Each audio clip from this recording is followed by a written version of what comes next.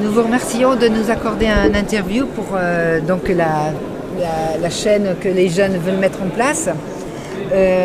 C'est une bonne occasion pour cette première rencontre d'avoir un peu votre avis sur cette manifestation assez originale quand même. Et en plus majestueuse parce que vous faites venir des gens d'Irak. Oui, je suis vraiment très heureux de cette rencontre pour plusieurs raisons. La première, c'est qu'elle était de grande qualité. Il y avait un très bonnes interventions, de la qualité spirituelle, et nous étions saisis au cœur, voilà, tout en étant nourris et élargis dans nos intelligences. Donc je suis très heureux pour cela. Je suis très heureux parce qu'il y avait des représentants de l'Irak qui étaient là, le représentant de l'ayatollah Sistani, il y avait des théologiens, et donc c'est la première fois que nous travaillons avec Al-Kowe et les chiites. Et c'était un grand bonheur d'être en lien avec tous ces amis qui sont venus. Donc pour toutes ces raisons de qualité de la rencontre, de qualité de l'amitié, de cette présence de personnages, de personnalités importantes, c'est un grand encouragement. Donc pour moi qui suis organisateur, et nous faisons comme ça 25 rencontres cette année, c'est une belle récompense, et c'est un honneur et c'est une joie. Vous avez donc Ensemble avec Marie, c'est Ensemble avec Marie avec toutes les communautés de toute obédience, catholique, mais aussi protestante, musulmane, ou bien comment ça se passe? Alors c'est essentiellement des catholiques. En Afrique, il y a des protestants, mais en France, c'est essentiellement les catholiques, parce qu'on se réunit avec Marie, autour de Marie, et donc pour les protestants, c'est un tout petit peu plus compliqué la relation à Marie. Et donc pour l'instant, nous avons misé, pour l'instant je dis bien, sur des rencontres entre musulmans et catholiques. Et alors, comment nous faisons? Bien, nous, dans une ville où il y a quelques personnes qui sont partantes, nous réunissons des chrétiens, des musulmans, une dizaine, une quinzaine, une vingtaine, et qui cheminent pendant une année pour créer cette amitié. Parce que la qualité d'une rencontre n'est pas d'abord liée à la qualité des interventions. C'est lié à l'amitié qu'on est capable de transmettre. Qu'on est capable, parce qu'on l'a nourri, parce qu'on l'a cultivé, parce que voilà, on a lutté contre les préjugés, contre la méconnaissance, contre les ignorances. On a appris à aimer l'autre. Et donc, ce chemin que nous faisons ville par ville, et nous contextualisons, parce que les contextes sont différents d'une ville à l'autre et d'un pays à l'autre. Donc nous adaptons en fonction des mosquées, des groupes, et voilà. Donc nous travaillons avec toutes les obédiences musulmanes au fur et à mesure où elles sont ouvertes à cela, donc des sunnites, des chiites, voilà. Mais il y a des soufis et il y a des groupes différents. L'islam français est consulaire, donc on travaille avec des gens liés à l'Algérie, à la Turquie, au Maroc, etc. etc. Et nous, c'est une joie, surtout quand on les voit travailler ensemble. Aujourd'hui, nous sommes à la veille d'un grand conflit, on nous menace quand même. Est-ce que justement cette manifestation va pouvoir permettre de prendre conscience de l'enjeu qu'est actuellement la géopolitique internationale avec les menaces qui pèsent sur la Syrie?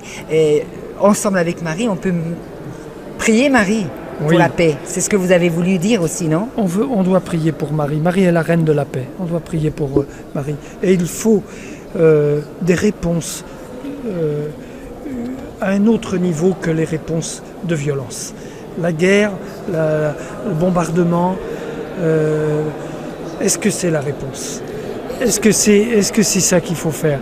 Malheureusement, il y a des moments, il faut peut-être en arriver là, mais je crois que s'il n'y a pas des réponses de cette nature, j'ai la conscience de la modestie de ce que nous faisons, d'une immense modestie. C'est petit, mais je crois que les signes posés ne sont pas si petits. Et je crois que Marie va faire des grandes choses, Marie va faire des miracles, donc il faut la prier, nous catholiques, il faut l'invoquer, vous musulmans, et je crois que le faire ensemble ajoute quelque chose. C'est pas la même chose de le faire seulement séparément.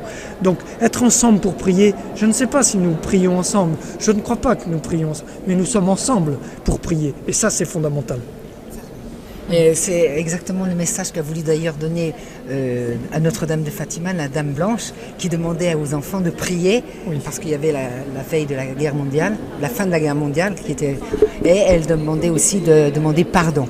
Pardon, et c'est aussi ça qu'il faut apprendre à nos communautés. Oui, l'amour, c'est fait de cela, c'est fait aussi de la connaissance de l'autre, c'est fait aussi de demande de pardon. Il faut aller par-delà le don. Mais Marie est en train de faire une grande œuvre au milieu de nous, et je la remercie. Merci. On travaille, on dépose des dossiers, on se bat. Moi, j'ai mis de l'argent personnel, j'ai demandé à mes enfants, on commence comme ça. Puis après, il y aura des grandes âmes qui viendront, ou des grandes fortunes. Mais on commence comme ça, on met ce qu'on a dans les poches. En tout cas, félicitations.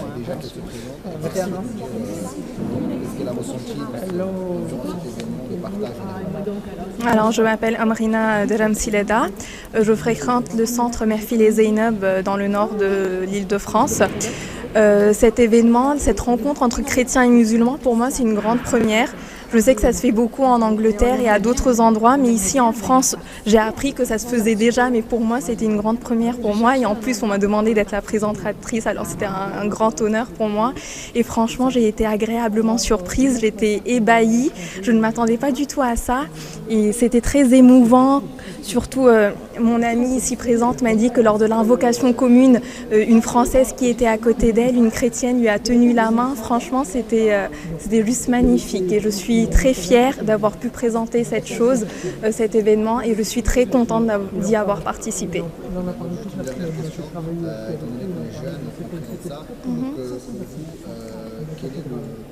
En tant que jeune, quelle est notre responsabilité dans ce genre d'activité? Totalement, on doit être présent, mais non seulement présent, mais être à l'initiative de ce genre de programme. Là, on a participé dans un programme organisé par d'autres, mais les prochains, je pense qu'on doit être à l'origine de ces programmes et participer à la prolifération de ce genre de programme. Je vous en prie.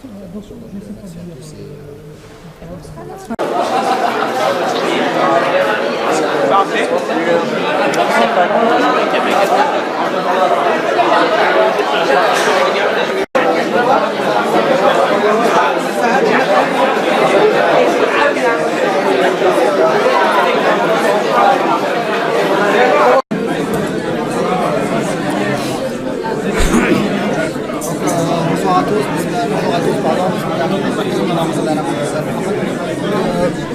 donc on est aujourd'hui heureux d'accueillir le cheikh Mohamed Hassoun, qui est représentant directeur du centre de recherche théologique à Qom Muqaddasa et à Najaf al-Ashraf.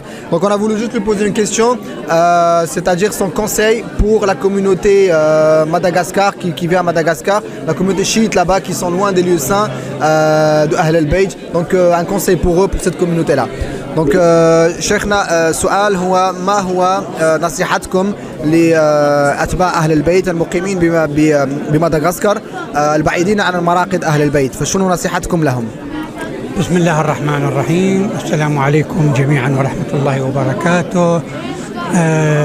نحن إنما نوجه نصيحة لأتباع مدرسة أهل البيت ولكل المسلمين عموما، وهي نفس النصيحة التي يوجهها الآن مراجعنا الكرام، وهي نابعة وناشئة من نصائح وتوصيات أئمتنا سلام الله عليهم أجمعين، فإنهم أوصوا شيعتهم وأوصوا أصحابهم بأن يتعاملوا مع المخالفين لهم في المذهب والمخالفين لهم في الدين، يتعاملون معهم بأخلاق حسنة وبأخلاق إسلامية عالية، فحتى مع غير المسلمين. ولا يخفى على أحد قول الإمام علي سلام الله عليه إن الإنسان إما أخ لك في الدين وإما نظير لك في الخلق. حتى هذا الإنسان غير المسلم لابد أن نتعامل معه معاملة حسنة، لابد من التعايش في هذه المجتمعات. أنتم تعيشون في مجتمع ليس كل أهله من المسلمين ولا كلهم من أتباع مدرسة أهل البيت عليهم السلام. لذلك لا بد أن تتعايشوا معهم في سلم وأمان ومحبة، ونطبق كلام أئمتنا سلام الله عليهم، إذ أن الإمام الصادق سلام الله عليه يوصي أصحابه ويقول: عودوا مرضاهم واحضروا جنائزهم وصلوا في مساجدهم، هؤلاء الذين يختلفون معك في المذهب. وكذلك فإن الإمام جعفر الصادق سلام الله عليه قال لأصحابه: عاملوا الناس بأحسن أو خالقوا الناس بأحسن أخلاقكم حتى يقال رحم الله جعفرا ما أحسن ما أدب أصحابه. وكذلك فإن الإمام يقول: الحسن حسن ومنك أحسن، والقبيح قبيح ومنك أقبح، لأنك محسوب على مدرسة أهل البيت، فإن العمل القبيح نعوذ بالله سوف يحسب على المذهب عموما، وسوف يحسب على الدين الإسلامي، ولا يحسب على هذا الشخص نفسه. وأما إذا تصرف الإنسان بتصرفات حسنة وأخلاق عالية فإن هذا سوف يحسب على الأمة الإسلامية وعلى الدين الإسلامي نعم بشكل عام. هذه هي توصيات نعم يعني المراجع الكرام، وهذه توصيات أئمتنا سلام الله عليهم أجمعين، وشكرا لكم. Shukran. Donc on remercie le cheikh présent. Donc il a bien mentionné que le rôle qui est incombé au peuple et aux gens de l'islam et suiveurs de Ahl al-Bayt, partisans de Ahl al-Bayt, d'être dans leur pays où ils sont pas vraiment, c'est-à-dire c'est pas des pays musulmans, ils sont minoritaires par moment, donc il n'y a pas que des musulmans chiites, il y a d'autres partis. Donc il a invité les gens qui vivent dans cette situation-là à vivre d'une manière paisible, comme il a rappelé les hadiths de l'imam Ali alayhi salam qui dit que les gens sont de deux sortes. Soit un frère dans la religion, soit un congénère. Donc il a rappelé aussi le hadith de l'imam Ja'far Sadiq qui dit des imams en général qui disent de se mélanger avec eux et de se mélanger avec nos meilleures manières et de notre comportement. Donc en substance, c'est ce qu'il a bien mentionné. Il a dit que les imams d'Ahl al-Bayt, ils ont rappelé ça, ils ont invité les gens à vivre en paix, à se comporter de la meilleure manière avec les autres. Et aussi les conseils des maraji aussi qu'ils appellent les musulmans, plus particulièrement chiites et dans une manière plus globale les sunnites, à avoir un meilleur comportement et d'être meilleur avec les autres. Et puis il a insisté aussi sur le fait que l'imam a dit que le meilleur est celui qui agit de la meilleure manière, et il y a toujours quelqu'un de meilleur qui agit mieux que la personne, et celui qui agit de la mauvaise manière, il y a quelqu'un qui agit d'une mauvaise manière aussi autre que lui. Donc il a invité aussi à ce que le bon comportement ou le mauvais comportement n'engage pas la personne, mais c'est l'image de l'islam qui est attaquée quand c'est une personne qui agit mal. Donc il invite les Comoriens à au fait avoir un meilleur comportement, être les ambassadeurs de l'islam dans ces pays-là où ils sont minoritaires. Voilà, donc merci Mahat al-Cheikh, shukran lakum. Merci, hayakumullah, shukran. Nous avons le plaisir d'avoir à nos côtés le représentant de la mosquée de Paris, le représentant de monsieur Ali Aboubakar, donc Dalil Aboubakar, donc c'est monsieur Ali Mohamed Ali Jamal. Donc aujourd'hui il est là avec nous dans cette commémoration de la rencontre entre musulmans et chrétiens. Donc on voulait avoir son avis par rapport à cette rencontre-là. Donc salam alaikum Hajj. Donc السؤال الأول يعني نحن نعيش في باريس، وباريس يعني مختلطة ومتعددة الطوائف والثقافات. فالآن هذا يعني يدل على أن لازم تكون مبادرات للتحاب والتعايش والسلم. فإذا هل ترون أن هذه المبادرات لازم تكون ولازم الناس يتحدون على يعني رسالة السلام والحب والتواد إن شاء الله والمودة؟ أولا تحية لكم وتحية لهذا المؤتمر الذي يقرب الأديان، الذي هو مفروض دائما أن يكون في مؤتمرات مماثلة على الأرض الفرنسية. وثانيا أننا نشكر الدولة الفرنسية على استقبال أي إنسان على أرضها واحترام الإنسان، وهذا هو مبدأ احترام الإنسان. فمثل يقول: الغريب يجب أن يكون أديب، ويجب أن يحترم قوانين الدولة التي يعيش عليها وتكرمه. وتساعده وتعلمه وتطببه. فإننا الإسلام هو إسلام المحبة، إسلام التآلف، إسلام الإخاء. إننا كلنا عبيد الله، كلنا من خلق الله، فلنترك الدين في بيتنا ونفعل ما نشاء في ديننا في بيتنا في صلواتنا، ولكن التعامل مع الإنسان الآخر يجب أن يكون تعامل الاحترام، تعامل المحبة، لتعم الدنيا كلها السلام والخير الذي بشر به كل أنبياء الله على الأرض. Donc le professeur, le cheikh, il dit que nous sommes honorés d'être là présents en ce jour dans cette commémoration, et il dit aussi que c'est dans cette multiculturalité, dans cette pluralité, il remercie aussi l'État français de cette ouverture, car il faut être reconnaissant. Car aujourd'hui dans ce pays-là qui est la France, donc les gens sont éduqués, ils reçoivent l'éducation, la santé, la stabilité. Donc il remercie l'État pour son ouverture et sa tolérance. Par la suite, il dit que ce genre d'initiative, c'était le message qui a été porté durant toute l'humanité des prophètes, donc qui appelle à la paix, à la coexistence et à la compréhension de l'autre. Et il dit que la pratique religieuse reste un signe qui est voilà, c'est la conviction de chacun. Et quand on a en face un autre interlocuteur qui n'est pas forcément musulman, donc il faut avoir une posture qui est respectable. Et il a cité un exemple, un dicton en arabe qui dit que l'étranger doit être quelqu'un qui est passionné, ou quelqu'un qui a la littérature ou la bonne manière, voilà, qui respecte la loi, voilà. Là où il est. On respecte la loi là où on est. Si quelqu'un, un Français, il va dans notre pays, il va respecter notre loi, il va respecter notre religion. Donc on doit respecter la religion des autres, on doit respecter les gens qui nous ont ouvert les portes, il nous a ouvert les maisons, il nous a ouvert les hôpitaux, il nous a ouvert pour nous et pour nos enfants les écoles.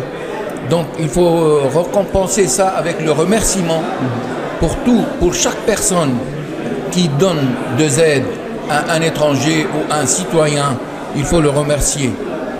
D'accord, merci. Donc la dernière question, آخر سؤال. نرى الآن يعني ملتقى بين السنة وبين الشيعة وبين المسيح، يعني هل يجب أن تكون يعني مبادرات لجمع شمل المسلمين حول كلمة واحدة بعيدا عن الصراعات الطائفية والمشاكل وهذه الأشياء. Donc la question c'était de dire que c'est-à-dire essayer de rassembler les gens autour d'un message qui soit propre, clair et loin de toutes les discordances qu'il y a et les conflits internes entre gens, et pour essayer que chacun puisse vivre paisiblement et qu'avec sa conviction, voilà. سيدنا محمد صلى الله عليه وسلم كان جاره يهودي، وكان في مسيحيين، وكان في كنائس قديمة من قبل الإسلام. لا هدم كنائس ولا أجبر المسيحيين على اعتناق الإسلام، ولا أجبر اليهود على اقتناع يعني التأسلم. سيدنا محمد عاش مع كل الكوميونيتي، وكان حارسهم، وكان يحميهم ويحترمهم، لأن العيش المشترك هو احترام الإنسان للآخر، والنبذ أي فكرة تطرف وأي فكرة، لأن في الدين ليس فيه تطرف. أن تعبد الله كما المسيح يعبد الله، كما اليهود يعبد الله. فإذا كنا الثلاثة نعبد الله، فأين المختلف؟ أين الخلاف؟ يجب أن نحترم بعضنا ونحترم أدياننا ونحترم الإنسان الذي خلقه الله كما خلقني وخلق الآخرين فقط. Donc je vais traduire pour clore. Donc la parole qu'a dit le représentant de la mosquée de Paris, donc il a insisté que le fait que la relation qu'avait le prophète de l'islam, que la paix soit sur lui, qu'il avait des voisins juifs, qu'il vivait avec des chrétiens, qu'il y avait des églises chrétiennes, qu'il y avait des synagogues. Donc il a jamais appelé ces gens-là à l'islam d'une manière brutale. Donc il est venu avec son message, il l'a proposé. Après, libre à celui qui veut suivre ou ne pas suivre. Donc il a été tolérant, il les a protégés, il a été conciliant avec eux. accueillant, hospitalier, il les visitait quand ils tombaient malades. Donc voilà, donc le prophète c'est le modèle de l'islam, donc c'est pas les extrémistes qui représentent l'islam, c'est le message divin qui est incarné par le prophète. Donc il faut surtout se baser, j'ajoute un petit peu, sur le message du prophète et pas sur le message de telle ou telle personne qui ne représente que lui-même. Mais si on étudie la biographie du prophète, on va trouver qu'il vivait paisiblement avec toutes ces communautés, comme l'a bien cité le représentant. Donc voilà, donc il appelle aussi à le vivre ensemble et le partage et ne pas obliger l'autre à adhérer. Donc il est libre à lui de choisir ou de ne pas choisir. Voilà, donc on remercie Monsieur Mohamed Ali Al-Jamal pour son intervention et au plaisir de vous voir dans une autre rencontre, Inch'Allah. Merci à vous et bon courage. Merci tout le monde. Donc bonjour à tous, donc on a le plaisir d'avoir à nos côtés le père JJ. Donc on est vraiment aussi très honoré d'être présent lors de cette cérémonie qui a pu mettre en relation des chrétiens et des musulmans. Donc tout d'abord on va commencer par la présentation du père. Donc d'où vient-il et quel est son rôle dans ce couvent ici à Paris. Merci. Donc je suis irakien, je suis religieux, moine religieux irakien, dominicain, et je travaille ici à l'Institut catholique et j'enseigne le dialogue interreligieux, et aussi je suis membre au Conseil pontifical de dialogue interreligieux. Très bien, merci à vous. Donc là aujourd'hui, on a vu qu'il y a pas mal d'associations, de groupes qui ont participé. Donc comment l'idée est venue au fait d'essayer d'avoir un dialogue avec l'autre Voilà, quel a été l'objet de cette initiative? Cette initiative, d'abord, c'est une initiative qui était inspirée d'une rencontre, des rencontres qui étaient réalisées au Liban après la guerre, etc. Donc c'est pour cela, aujourd'hui, dans un climat de tension, dans un climat de violence, aujourd'hui, il y a une nécessité d'avoir des rencontres qui expriment que les chrétiens et musulmans et d'autres religieux, ils peuvent vivre ensemble, ils peuvent prier ensemble, ils peuvent partager vraiment ce moment de joie ensemble. D'accord, donc là aujourd'hui, concrètement, on voit qu'en France, il y a une pluralité, il y a une multiculturalité, donc il y a un paysage multiculturel qui est très dense. Donc aujourd'hui, vous, en tant que partie prenante, représentant de l'Église catholique, et de l'autre côté, il y avait des sunnites, des chiites, voilà, donc tout mélangé. Donc aujourd'hui, quel est le rôle qui est incombé à chaque partie prenante dans cette mouvance où on voit qu'il y a des gens qui tuent pour rien au nom d'une religion X. Donc ça, on l'a vu durant l'histoire. Donc toutes les religions, ils ont vécu ce genre de choses. Donc aujourd'hui, le rôle de revenir au message propre, qui a été le message des prophètes, qui est la paix. Donc que proposez-vous et quelle est votre directive, entre parenthèses, à ces gens qui tiennent ces associations, ces groupes? Et toutes les religions incitent à la paix, incitent à la vivre ensemble. Et il n'y a pas une religion qui insiste à la mort, qui insiste à la violence. Et je pense aujourd'hui, après tout ce que s'est passé dans les pays du Moyen-Orient et surtout dans mon pays, l'Irak, cette violence qui a touché non seulement entre les religions, mais aussi au sein de la communauté musulmane, entre musulmans, chiites, sunnites. Et je pense que ce que nous faisons ici, c'est un message de paix, c'est un message de dire que nous pouvons vivre ensemble et nous refusons de se combattre, de se tuer, s'entretuer, etc. Et je pense qu'aujourd'hui, le fait d'avoir chiites, sunnites, soufis, chrétiens et même des gens athées et des gens d'autres religions, juifs, etc. Et il y avait même un CBA avec nous dans l'Assemblée. Et je pense que ça montre que ensemble, nous pouvons vraiment vivre ce moment de joie. Et d'ailleurs, le nom de notre rencontre ensemble avec Marie, c'est-à-dire Marie, c'est un personnage qui est vénéré dans l'islam comme dans le christianisme. Et Marie, elle peut nous rassembler parce que c'est elle qui a donné la naissance de Jésus, de Isa ben Maryam. Et en même temps, qui est cité cette naissance dans le Coran comme dans l'Évangile. Et je pense que Marie, elle peut vraiment rassembler ses fils, parce que nous sommes tous fils de Dieu, tous fils de Marie et d'Adam, et on était tous créés par Dieu, et Adam était créé par Dieu, et nous sommes descendants de même Adam. Et on a tous ensemble, chrétiens, musulmans, juifs, yazidis, et sabéas, toutes les religions, on peut être et on doit être tous des frères et sœurs, des fils d'Adam, d'un seul Adam qui a été créé par Dieu. Et voilà, aujourd'hui, nous rencontrons ensemble avec la Vierge Marie comme symbole de cette rencontre.